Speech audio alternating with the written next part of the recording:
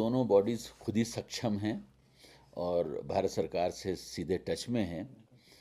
जहाँ मेरी ज़रूरत पड़ेगी मैं हमेशा हाज़िर हो जाऊँगा, लेकिन वो अपने आप बात कर रहे हैं और जब बातचीत करेंगे तो कोई ना कोई उसका हल निकल जाएगा। मुझे बताया था कि एयरपोर्ट ओपन नहीं हो रहा है, एयरफोर्स ओपन नहीं कर रही है, लेकिन ऐसी कोई बात नहीं है। एयरफोर्स रेडी है ओपन करने के लिए, सिविल अथॉरिटीज़ भी रेडी हैं, लेकिन उसे कॉमर्शियली वायबल करने की ज़रूरत है, वो भी हो जाएगा।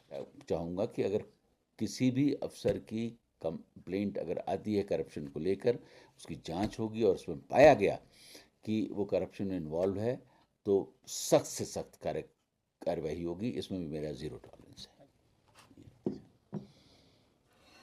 Thank you.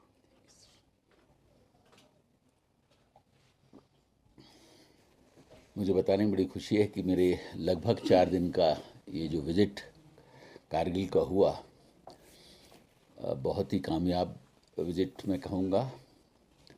इन लगभग 4 दिनों में बहुत सारी चीज़ों को देखा, समझा, बहुत सारी जगहों पर विज़िट किया, कुछ इनॉग्रेशंस भी हुए, कुछ नए काम शुरू हुए, जिसमें मैं जो ज़िला टनल पर गया था देखने के लिए, वहाँ पर काम बहुत तेज़ी से चल रहा है और उम्मीद है कि हम जल्द ही ब्रेक थ्रू हासिल कर लेंगे। उस पर सारी एजेंसीज़ बहुत सीरियस हैं। प्लांटेशन ड्राइव हमने कारगिल में जहाँ जहाँ भी हम गए हैं, यहाँ पर भी किया है। द्रास में थे, वहाँ पर भी प्लांटेशन किया है। एक पेड़ माँ के नाम, जो एक माननीय प्रधानमंत्री जी का एक प्रोग्राम है, उसको आगे बढ़ा रहे हैं और एक बहुत सुंदर प्रोग्राम है जब लोग अपने चाहने वालों के नाम पर एक पेड़ को लगाते हैं और समझते हैं कि हाँ वो बड़ा हुआ, उसको देखें। वहीं पर ही हम लोगों ने एक लॉन्च किया था Ladakh trans Himalayan cold desert urban forestry and food initiative. ये भी अपने में एक बहुत अनोखा इनिशिएटिव फर्स्ट टाइम लॉन्च हुआ है, जिसमें जो फॉरेस्ट डिपार्टमेंट है उस तरीके के प्लांटेशन को करेगा जहाँ फूड सिक्योरिटी हो, क्योंकि लद्दाख एक डेजर्ट है, कोल्ड डेजर्ट है और यहाँ पर बड़े हार्श कंडीशंस हैं, तो फूड सिक्योरिटी होना बहुत ज़रूरी है। वो भी एक नई चीज़ शुरुआत हुई है।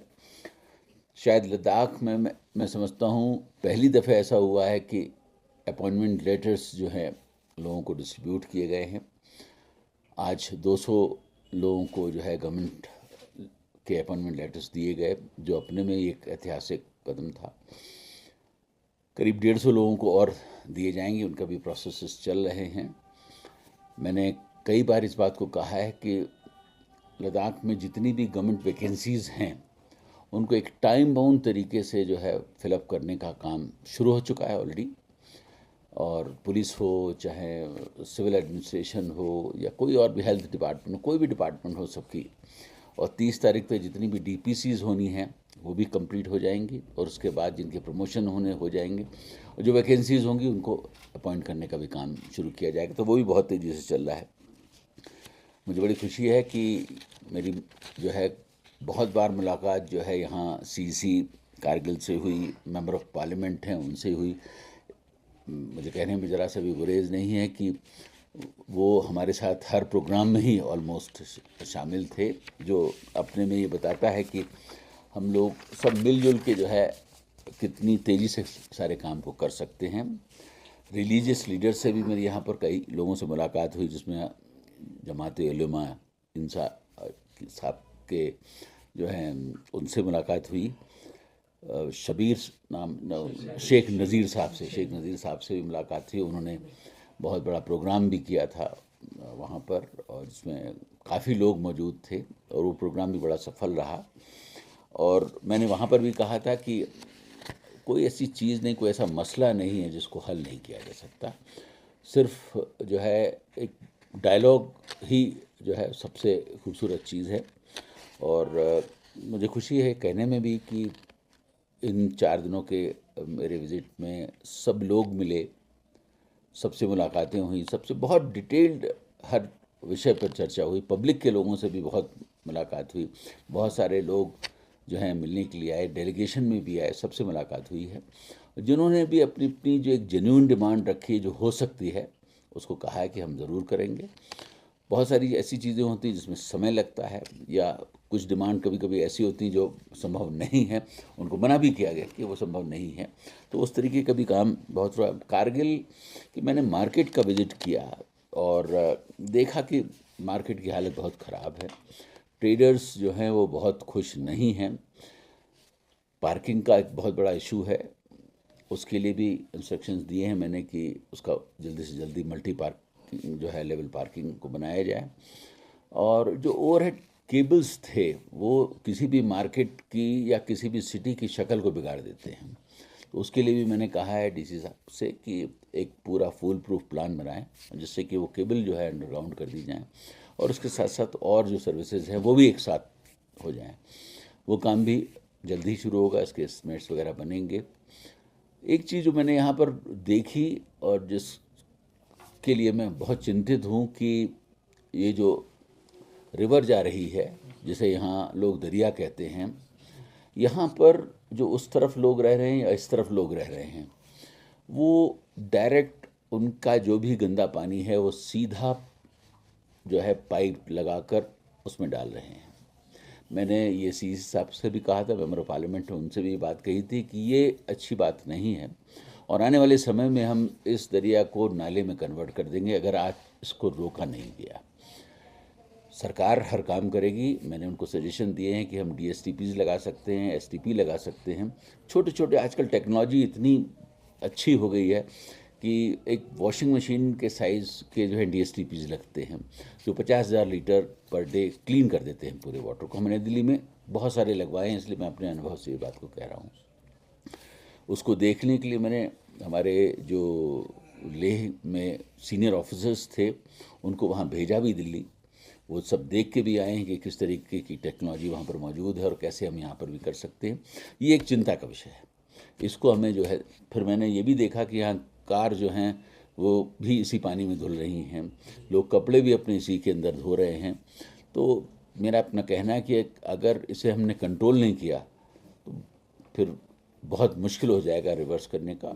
अगर आप बहुत सारे सिटीज़ हैं, दिल्ली का मैं एग्जांपल दे सकता हूँ आपको कि दिल्ली में क्योंकि समय पर एक्शन नहीं हुए, उसकी वजह से आज जो है हज़ारों करोड़ रुपए खर्च करने के बावजूद भी यमुना को साफ़ करना मुश्किल हो रहा है। काम चल रहा है और होगा भी, लेकिन जो आसानी से हो सकता था वो नहीं हो पा रहा है। एप्रिकॉट ब्लॉसम का जो ये फेस्टिवल होता है यहाँ बड़ा खूबसूरत होता है, इसमें कोई शक नहीं, हज़ारों लोग आते हैं यहाँ। एप्रिकॉट जो है हमारा एक ऐसा फ्रूट है, एक ऐसा फल है जिसे हमें बहुत बड़ी मार्केटिंग प्लेटफॉर्म को देने की ज़रूरत है। जो मैंने इन दिनों में अनुभव किया वो ये था कि क्वालिटी वाइज सभी ने बताया कि it is number 1 in the world, लेकिन मार्केटिंग वाइज शायद हम कहाँ आते हैं हमें पता नहीं है, क्योंकि हमारे पास प्रोसेसिंग प्लांट्स नहीं हैं यहाँ पर बहुत अच्छे। दुनिया में तीसरे नंबर की क्वालिटी का एप्रिकॉट जो है टर्की में होता है, लेकिन मार्केटिंग में वो नंबर 1 है पूरी दुनिया में। वो इस वजह से कि उनकी पैकेजिंग बहुत सुंदर होती है, प्रोसेसिंग बेस्ट है उनकी। तो वो भी एक विषय है जिस पर हमको काम करने की ज़रूरत है। इसी तरीके से पश्मीना, यहाँ जो पश्मीना लद्दाख की पहचान होनी चाहिए, लेकिन इत्तेफाकन वो पहचान नहीं बन सका है यहाँ, क्योंकि इसकी स्पिनिंग, वीविंग, कार्डिंग जितनी भी चीज़ें हैं वो बहुत ही रूड और क्रूड तरीके से हो रही हैं। एक ज़रूरत है कि उसको हम और बेहतर करें। तो मैं अभी जाने के बाद ही NID से कांटेक्ट करूंगा और उनके जो एक्सपर्ट्स हैं उनको यहाँ भेजेंगे। जो हमारे आर्टिजन से मैंने देखा, जितनी भी एग्जीबिशंस यहाँ लगी थी, उनके हाथ में हुनर है, उसमें कोई शक नहीं है, और हुनर बहुत अच्छा है। लेकिन फ़र्क इतना है कि उस हुनर को हमें थोड़ा सा तराशने की ज़रूरत है। जो अभी तक वो जनरेशन से करते हुए चले आ रहे हैं वही करते आ रहे हैं, उसमें कोई चेंज नहीं ला पाए हैं। उसको धागे को बहुत पतला करने की ज़रूरत है। स्पिनिंग जो हो रही है वो अपनी जो भी हाथ से कर रहे हैं उसको और बेहतर करने की ज़रूरत है। वीविंग मैंने देखा है, जो उनके जो कपड़े का जो साइज़ है वो 28 इंच से ज़्यादा नहीं है, और आजकल 48 इंच 52 इंच की वीविंग होती है। जब वो बड़ी वीविंग होगी तभी हमारी उसकी क्वालिटी बढ़ेगी और प्रोडक्ट का वैल्यू बढ़ेगी। उसको भी करने की ज़रूरत है, तो उसको भी हम करेंगे। हम लोगों ने इनाग्रेशन भी किया रूरल डेवलपमेंट रिसोर्स सेंटर का, बहुत सुंदर बना है, आप लोग शायद वहाँ मौजूद भी थे। और वो एक ऐसा सेंटर बन गया क्योंकि मोस्टली इस इलाका जो है यहाँ रूरल है, शहर का तो बहुत छोटा सा इलाका है। तो उस सेंटर में ट्रेनिंग देना लोगों को, उनके साथ चर्चा करना, उनके साथ बैठकर उन प्रोडक्ट्स को डेवलप करने की बातें करना, वो सारी चीज़ें जो है रिसोर्स सेंटर के अंदर होगी। और बहुत मुझे यकीन है कि जहाँ के जो डायरेक्टर जो काम कर रहे हैं वो बहुत अच्छा करेंगे और उससे फ़र्क भी पड़ेगा। इनाग्रेशन यहाँ पर मैंने किया है को वर्किंग सेंटर का, वो भी अगर आपने देखा होगा, मैं समझता हूँ कि ये शायद पहली दफ़े ऐसा हुआ है कि एक गवर्नमेंट सेक्टर में एक स्पेस एंटरप्रेन्योर्स को दी जा रही है कि वहाँ यहाँ आएँ, बैठें, जहाँ इंटरनेट की फैसिलिटी है, कंप्यूटर की फैसिलिटी है, और आप अपने जो प्रोडक्ट्स को या आपने जिस चीज़ को डेवलप किया है उसकी वहीं से मार्केटिंग करें। आपको कहीं मार्केट में जाकर किसी ऑफिस स्पेस को लेने की ज़रूरत नहीं, जो एक बड़ी बर्डन होती है, बड़ा कॉस्ट होती है उसके ऊपर। और जब वो डेवलप हो जाए, जब आप इस्टेब्लिश हो जाएं, तो आप अपना ऑफिस जो है कहीं भी करें। जनरली जो है इस काम में प्राइवेट एजेंसीज बहुत इन्वॉल्व होती हैं। अगर आपने सुना हो, वी वर्क करके एक ऑर्गेनाइजेशन है जो इस तरीके से लोगों को स्पेस देता है, लेकिन बहुत कॉस्ट पे देता है।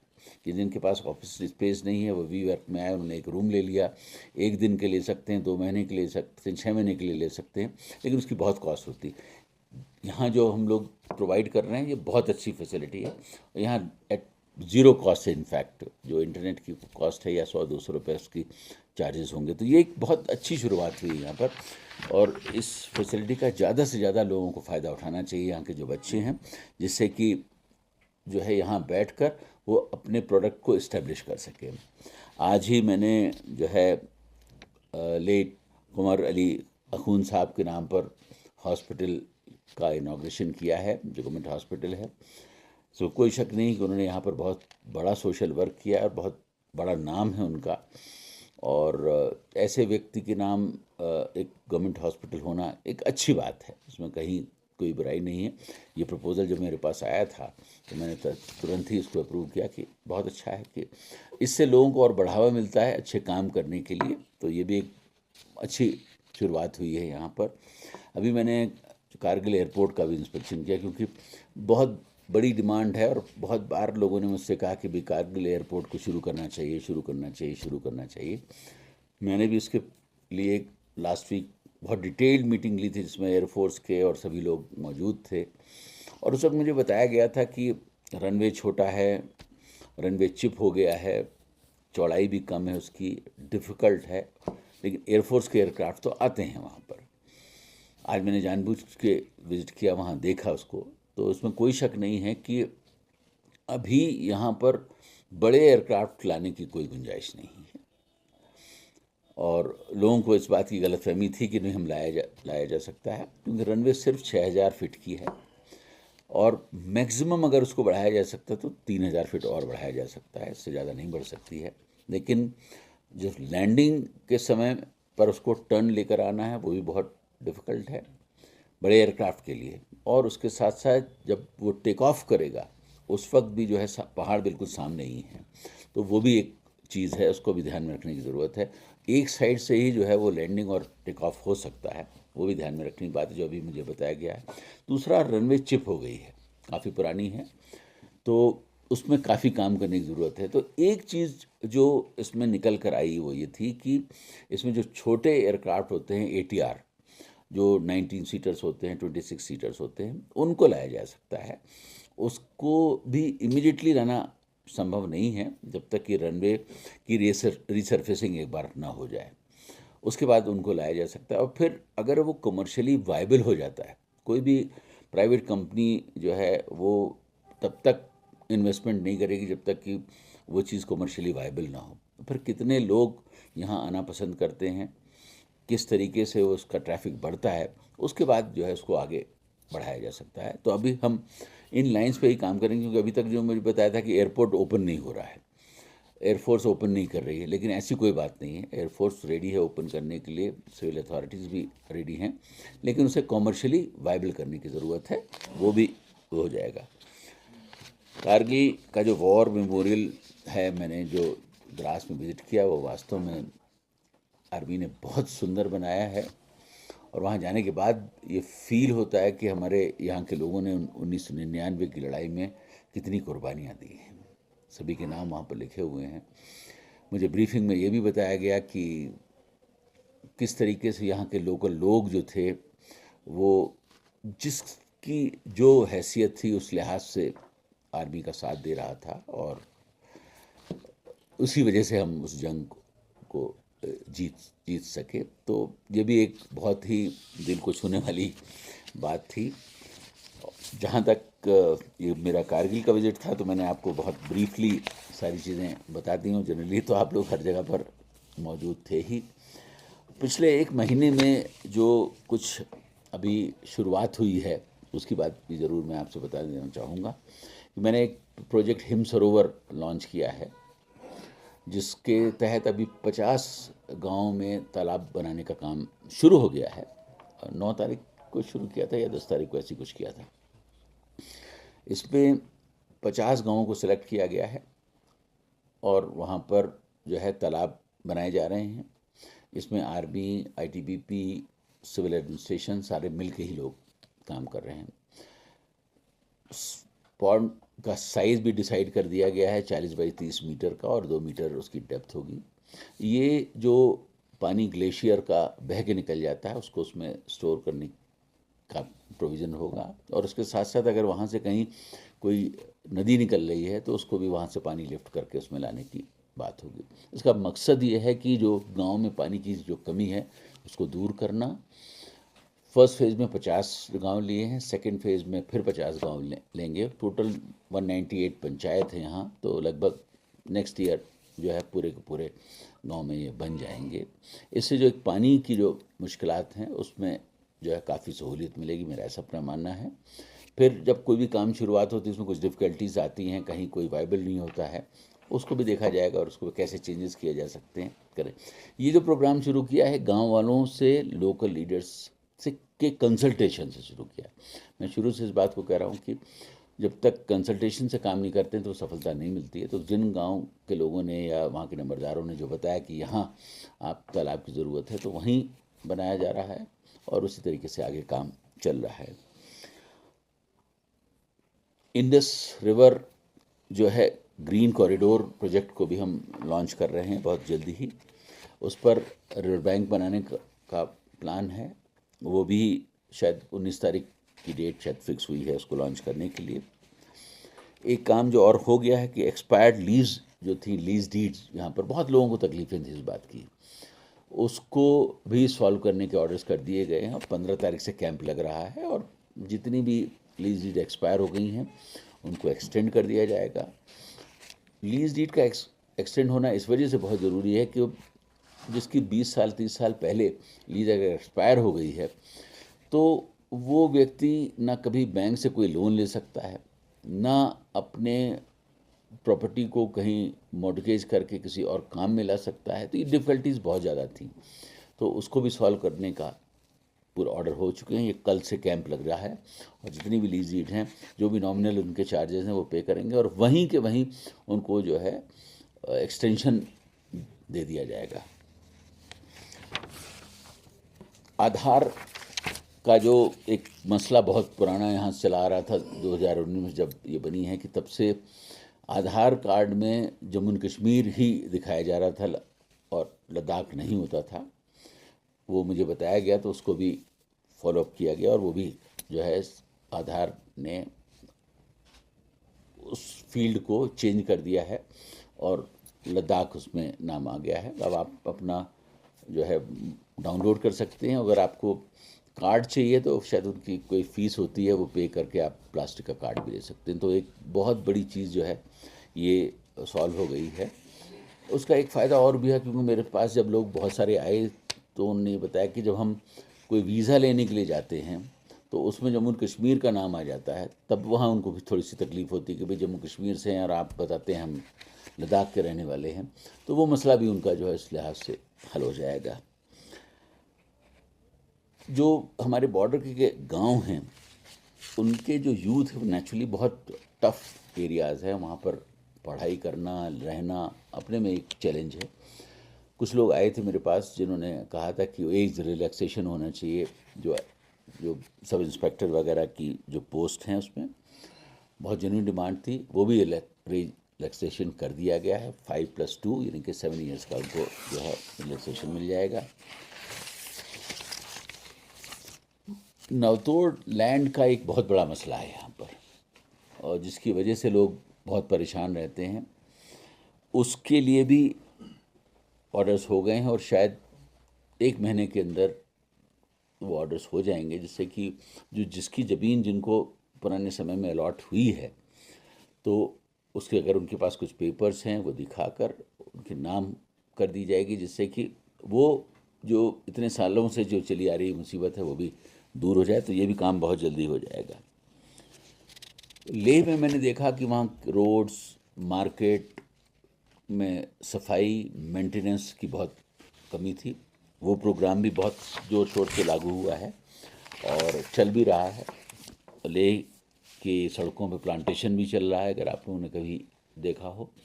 लेह का जो ओल्ड मार्केट है उसमें भी सफाई वगैरह बहुत अच्छे से चल रही है, और ये डिसाइड किया गया कि जो जितना भी ऊपर का जो मार्केट, जो लेह मार्केट के ऊपर का जो ओल्ड सिटी है, उसमें जो है वॉल टू वॉल पेविंग करी जाएगी। वो काम भी शायद 3-4 दिन के अंदर शुरू हो जाएगा, जिससे कि कोई गंदगी वहाँ पर नज़र नहीं आए। ड्रेन को अगर शिफ्ट कर सकते हैं तो शिफ्ट कर दिया जाएगा साइड पर, नहीं तो बीच में अगर चल रहा है उसको तोड़ने में बहुत तकलीफ़ है, तो उसको बेहतर किया जाएगा, जिससे कि वो बिल्कुल एक क्लीन एटमॉस्फेयर होना चाहिए। वो हमारा हेरिटेज है एक्चुअली, और उसे मेंटेन करना बहुत ज़रूरी है। तो उस पर भी बहुत तेज़ी से काम चल रहा है। वहाँ पर भी मास क्लीनिंग ड्राइव की मैंने घोषणा की थी, तो कारगिल में भी, लेह में भी गांव-गांव में सफाई चल रही है। प्लास्टिक को लोग उठा रहे हैं, वो भी काम हो रहा है। अभी 29 तारीख को, 28-29 तारीख को जो है हमारे सेक्रेट जो है रेलिक्स बुद्धा के आ रहे हैं, उसकी प्रिपरेशन भी बहुत तेज़ी से चल रही है।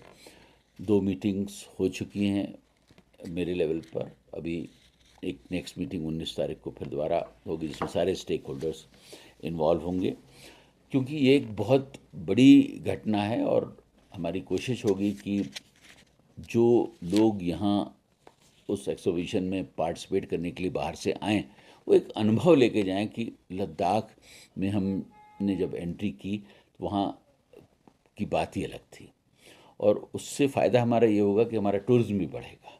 तो उस पर भी बहुत तेज़ी से काम चल रहा है, और मुझे यकीन है कि जिस तरीके से हम लोगों ने प्लानिंग की है कि सिटी को ब्यूटीफाई करने के लिए गमले लगाए जाएंगे, प्लांटेशन हो रहा है, क्लीन किया जाएगा, लाइटिंग्स होंगी, उस तरीके से वो सिटी आपको जो है खूबसूरत देखने को ही मिलेगा।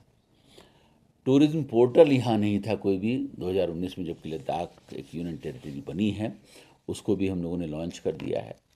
बहुत अच्छा बन के तैयार हुआ है। आप लोगों ने अगर विज़िट किया है कि नहीं किया मुझे मालूम नहीं है, लेकिन आपके उसमें अगर कोई सजेशन हो तो आप हमेशा दे सकते हैं, जिससे कि हम उसको फर्दर इम्प्रूव कर सकें। इसी तरीके से एक पोर्टल और लॉन्च किया गया है, थंगथा पोर्टल, जो हमारे सीक्रेट रेलिक्स आ रहे हैं, वो भी काम बहुत तेज़ी से चल रहा है और उस पर भी लोग जा रहे हैं, और वर्चुअल टूर कराया गया उसके अंदर। आप जगह जगह वहाँ पर जाइए, उस वर्चुअल टूर देख लीजिए। अगर किसी मोनेस्ट्री में आपको जाना है तो आप अंदर तक उसके वहीं बैठ कर देख सकते हैं कि वो मोनेस्ट्री क्या है, कब बनी, किस साल में बनी, कितने लोगों ने उसको बनाने में क्या क्या योगदान, एवरीथिंग इज मेंशन। वो भी बहुत अप्रिशिएट की गई है। अभी एक सिंधु महाकुंभ की भी तैयारी चल रही है, जो जून में होगा, 21 जून को। जो सिंधु घाट बना है उसकी साफ़ सफाई चल रही है, उसका रिपेयर चल रहा है। शायद बहुत समय से उसको कभी ध्यान में नहीं दिया गया था, और रैपिड चेंजेस आ रहे हैं उसके अंदर भी। आप देखेंगे तो वहाँ जो है बहुत बड़ा बदलाव आपको देखने को मिलेगा। उसके साथ साथ वहाँ पर जो एक पत्थरों के ऊपर, यहाँ जो आपने देखा होगा कि बुद्धिस्ट स्कल्पचर्स वगैरह लिखे जाते हैं, उसका एक पर्टिकुलर नाम है, नाम भूल रहा हूँ उसको। नहीं, वो उन पत्थरों को कुछ बोला जाता है, मैं मैं बताता हूँ आपको। वो उन सारे पत्थरों को कलेक्ट करके वहाँ पर रखा जाएगा और उनको एक ब्यूटीफाई किया जाएगा, लाइट्स वगैरह उस पर लाई जाएगी, जिससे कि वो एक अपना एक टूरिस्ट डेस्टिनेशन बन जाएगा। अभी इतनी दूर दूर पर पड़े हुए हैं वो कि कोई इसको देख नहीं पड़ता है, और कभी लोग उसे तोड़ देते हैं, कभी उसको ब्लास्ट कर देते हैं, बहुत सारी चीज़ें वापस ख़राब भी हुए हैं। तो उनको सबको सिंधु घाट पे ही हम लेके आ रहे हैं। पेट्रोक्लिफ्स कहलाते हैं, तो वो सारे उठाकर जो हैं लाए जा रहे हैं और उसको वहाँ बनाया जाएगा, और वो एक देश का अनोखा जो है पार्क बनेगा, ये मैं आपसे कह सकता हूँ। फ़्लाइट्स आपने देखा ही है कि पहले 8 फ्लाइट थी, अभी 18 फ्लाइट्स हमारी डेली आ रही हैं, और 2 फ्लाइट अभी शायद जल्द ही इंक्रीज़ हो जाएंगी, उस पर भी काम हुआ था। लेह में जो नया टर्मिनल बन रहा है उसको भी मैंने इंस्पेक्ट किया था, बहुत तेज़ी से काम चल रहा है। होपफुली जून तक जो है बन के तैयार हो जाना चाहिए, और उससे बहुत फ़र्क पड़ जाएगा, क्योंकि अभी जो तकलीफ़ें हैं वो भी दूर हो जाएंगी। जहाँ तक एलपीजी पेट्रोलियम प्रोडक्ट्स की सप्लाई का सवाल है, रेगुलर हमारी मीटिंग्स चीफ सेक्रेटरी करते हैं, और मैं भी 15 दिन में मैंने की हैं 2 बार। कोई तकलीफ़ यहाँ नहीं है, ना होने दी जाएगी। हमारे पास सफिशेंट स्टॉक है, उसको भी हम देख रहे हैं।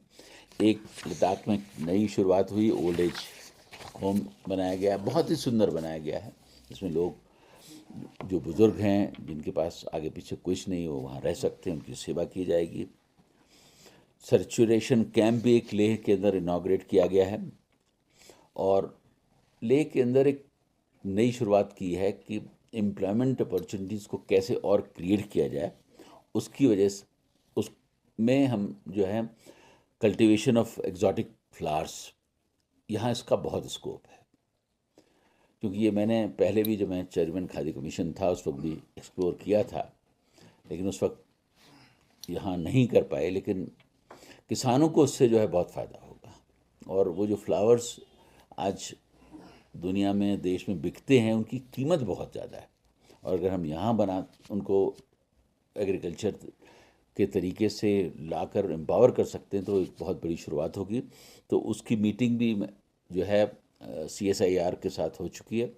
वो किसानों को हमारे ट्रेन करेंगे, और बड़े बड़े फील्ड जो हैं वो फ्लोरिकल्चर के डेवलप करेंगे, जो टूरिस्ट डेस्टिनेशन भी होगा, लोग आएंगे, फूलों को देखेंगे, और साथ में जो है एम्पावर भी होंगे हमारे किसान। उस पर भी काम बहुत तेज़ी से चल रहा है। कर्नल सोनम वांगचुक साहब की डेथ हुई, जो हमारे कारगिल के, या सॉरी लद्दाख के लायन कहे जाते हैं, उसमें कोई शक नहीं, उनका बहुत योगदान है। और मैंने डिक्लेयर किया है कि उनके ऑनर में एक बहुत अच्छा मेमोरियल हम बनाएंगे, और अभी जाने के बाद मैं उनके परिवार से मिलूँगा, उनके जो और एडवाइज़र्स हैं उनसे मिलेंगे। उसके बाद आर्मी सब लोग मिलकर जो जगह डिसाइड होगी और जो कॉस्ट भी आएगी उस लिहाज से हम उस पर भी काम करेंगे। तो इतना जो है काम हुआ है। अभी मुझे मात्र 1 महीना ही हुआ है यहाँ पर आए हुए, और आने वाले समय में बहुत सारी चीज़ें प्लान्ड हैं, उसको भी हम करेंगे। जी, thank you so much sir for overall briefing on your Kargil visit sir. Before moving ahead, question answer session से पहले मैं फिर से एक बार सर शॉर्ट में आपको वेलकम करता हूँ on behalf of whole media fraternity, specially our press collection. Thank you. तो जिस तरह आपने जिक्र की सर 3-4 रोज़ा कारगिल विजिट का, इसमें आपने कारगिल को काफ़ी नज़दीक से आपने देखा है सर। जी हाँ, और बिल्कुल। जितने भी हमारे प्रेसिंग इश्यूज़ थे कारगिल डिस्ट्रिक्ट को लेके, खासकर सोशो पॉलिटिकल और रिलीजियस लीडर्स ने भी अपने प्रेसिंग इश्यूज़ आपके सामने रखे, और बाकी वाले डिस्ट्रिक्ट के जो हमारे ब्रीफिंग होंगे, हमारे राकेश सर जी ने भी आपको बेहतरीन अंदाज में आपको दिया होगा। तो मेरा सिंपल यही क्वेश्चन होगा सर, तमाम चीज़ों पे आपने विस्तार में आपने डिस्कस की, तो क्या कुछ करने की ज़रूरत है? मेन प्रायोरिटीज़ आपकी किन चीज़ों पर रहेगी सर? क्योंकि देखो डिमांड्स और इश्यूज तो बहुत सारे होंगे, तो इमीडिएट किन किन चीज़ों पर आप प्रायोरिटी दोगे? आपने बहुत अच्छा सवाल किया, इसमें कोई शक नहीं कि इन 4 दिनों में मैं बहुत सारे लोगों से मिला, बहुत सारे लोगों ने अपने रिप्रेजेंटेशन दिए हैं। किसी ने जॉब के बारे में दिया है, किसी ने सर्विस में कोई तकलीफ़ें हैं उनके बारे में दिया, किसी ने ट्रांसफ़र, किसी ने पोस्ट, बहुत सारे इश्यूज़ थे। लेकिन कारगिल में जो सबसे ज़्यादा जो ज़रूरत है 2 चीज़ों की, जो जिस पर मैं फोकस करूँगा, एक तो यह है कि सिटी को जो है बेहतर बनाने की ज़रूरत है। सिटी जो है, मुझे कहने में ज़रा सा भी मतलब संकोच नहीं है कि अच्छी कंडीशन में नहीं है। एक टूरिस्ट डेस्टिनेशन अगर आपको बनाना है तो it should be very neat and clean. Parking एक बहुत बड़ा मसला है यहाँ पर। आपने देखा होगा गाड़ियाँ जगह जगह पार्क हो जाती हैं, जिसकी वजह से टूरिस्ट अगर कोई आएगा और उसको तकलीफ़ होगी तो दोबारा लौट कर नहीं आएगा यहाँ पर। तो वो ज़रूरत है। मैंने आपसे कहा कि केबल्स हैंगिंग हैं। साइनेजेस को मैंने देखा, वो भी मैंने डीसी साहब को कहा हुआ है कि साइनेजेस हमारे एक कराइए। किसी ने बड़े में लिखा है, किसी ने छोटे में लिखा, किसी ने काले में लिखा, किसी ने हरे में लिखा। ऐसा नहीं होना चाहिए। सिटी को अगर आपको खूबसूरत बनाना है तो साइनेजेस आपके बिल्कुल एक से होने चाहिए। तो उस पर भी हमारे डीसी जो साहब जो हैं काम करेंगे, उसको भी हम बेहतर करेंगे। पार्किंग के लिए मैंने आपको बताया कि हम उसको करेंगे। केबल्स को नीचे डालना है, उसको काम करेंगे। जहाँ इंक्रोचमेंट लोगों ने कहा है, मैंने सीईसी साहब को भी कहा है, उसको हटवाइए, जिससे कि हमारी रोड के जो अलाइनमेंट्स हों वो बिल्कुल प्रॉपर हों। तो ये पहली प्रायोरिटी मेरी। दूसरी प्रायोरिटी है जो मैंने आपको बताया, जो मैंने जिक्र भी किया, जो ये हमारा दरिया यहाँ जा रहा है, जिस तरीके से इसमें सीवेज जा रहा है, वो आने वाले समय में हमारे लिए बहुत मुश्किलात पैदा करेगा। उसके लिए मुझे एक फूल प्रूफ प्लान बनाने की ज़रूरत है, जहाँ हम पूरे के पूरे सीवेज को ट्रीट कर सकें। अभी पॉपुलेशन बहुत ज़्यादा नहीं है, 30-35 हज़ार की पॉपुलेशन है शायद सिटी की। ये कंट्रोल हो सकता है, लेकिन एक बार पॉपुलेशन बहुत ज़्यादा बढ़ गई तो आप इसे कंट्रोल नहीं कर पाएंगे, और ये फिर आपके लिए जो है बहुत बड़ा नासूर बन जाएगा। तो दो प्रायोरिटी मेरी यहाँ पर। सर, जैसा कि आप जानते हैं, सबसे पहले तो आपने मीडिया के लिए कोई सवाल छोड़ा ही नहीं, आपने बता दिया। लेकिन एक अहम सवाल है सर, लद्दाख में पिछले 2 साल से वैसे तो कई सालों से बर्फबारी नहीं हो रही है, बारिश नहीं हो रही है, जिसकी वजह से बहुत से इलाकों में खुशकसाली जैसी सूरत हाल है। तो इससे निपटने के लिए क्या प्लान आपने बनाया था सर? देखिए, इस वक्त जो एटमॉस्फेयर है पूरे वर्ल्ड के अंदर बदल रहा है, ग्लोबल वार्मिंग जिसे कहते हैं, जगह जगह पर इसका असर हो रहा है। इसमें बहुत कुछ मेरे एंड पे तो कर पाना संभव नहीं है, लेकिन एक दो काम जो हो सकते हैं कि लद्दाख को एक ग्रीन कवर देने की ज़रूरत है। आज जो लद्दाख का जो टोटल ग्रीन कवर है वो 0.4% है। मतलब आप समझ लीजिए 1% से भी कम है। हम अगर इसको 1-2 सालों में 5% तक ले आएंगे तो ये जो ग्लोबल वार्मिंग की जो चैलेंजेस हैं उसको हम सफल करने में सफल हो सकते हैं। दूसरा, जो पानी यहाँ एक बहुत बड़ा चैलेंज है।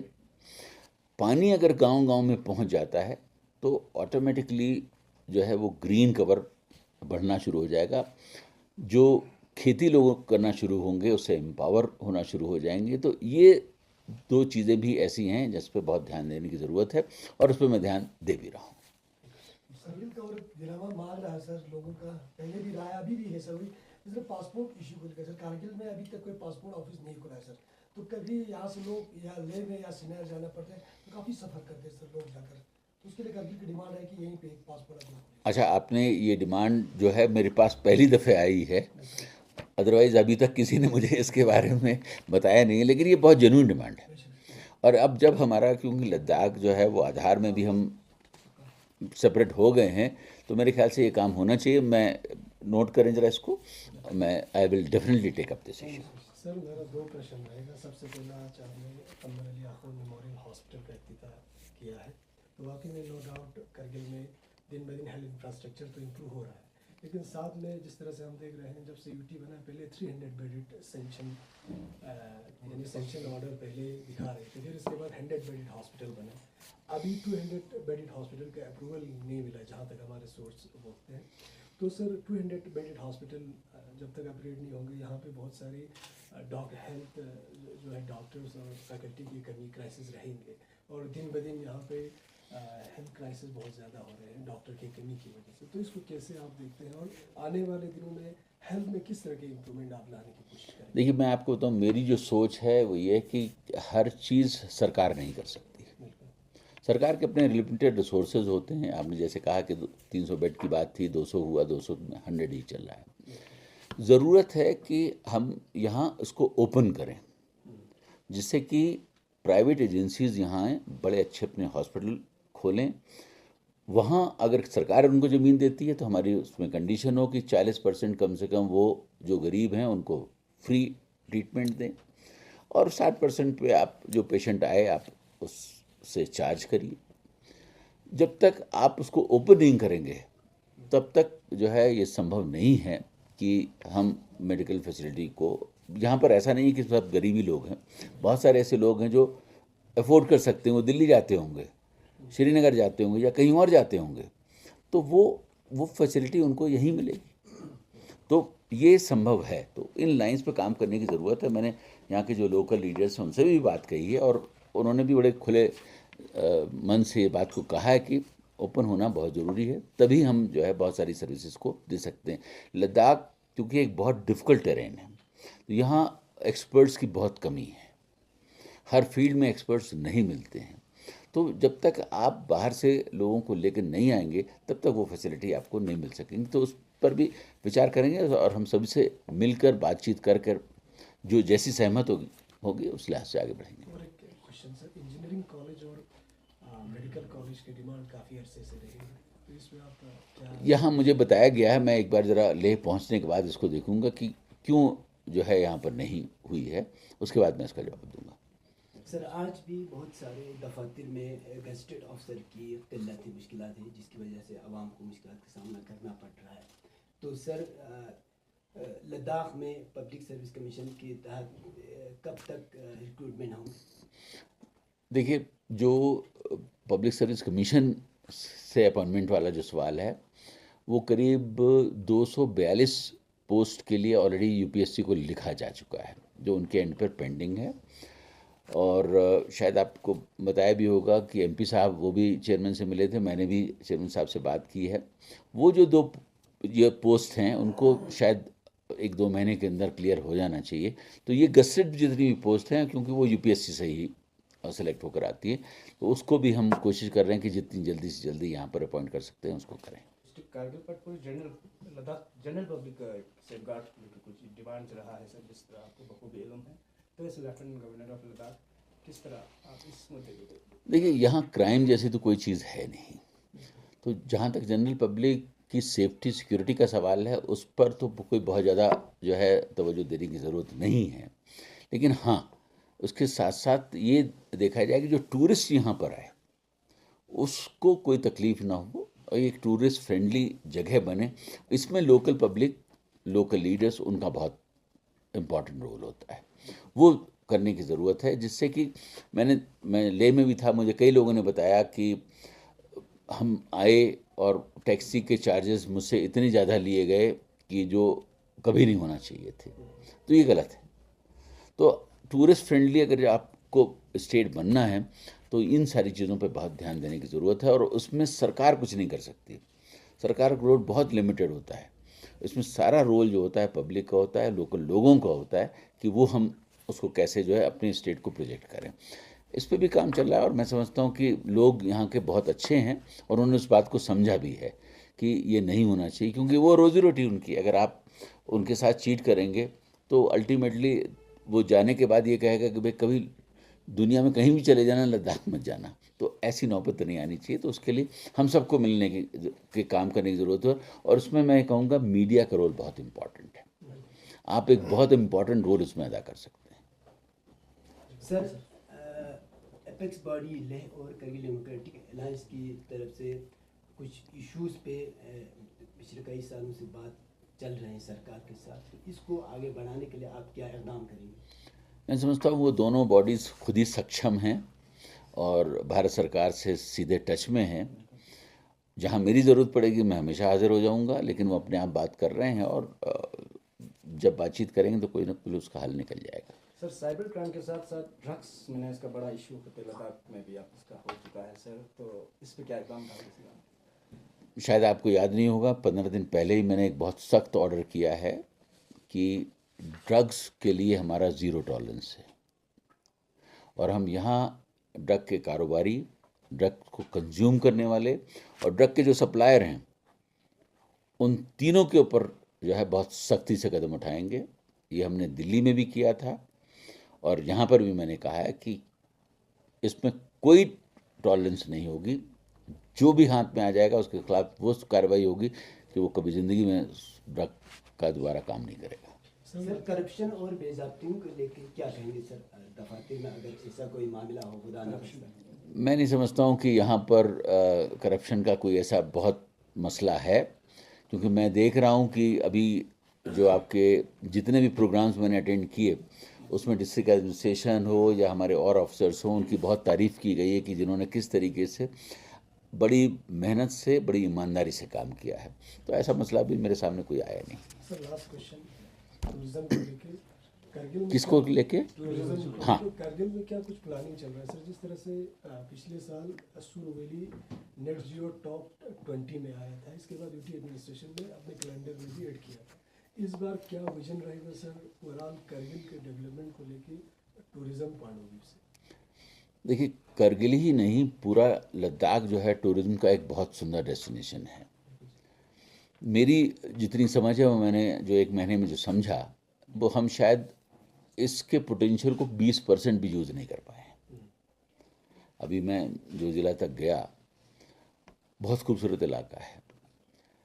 टूरिस्ट जो आ रहे हैं उनके पास मैंने देखा बहुत फैसिलिटी नहीं है।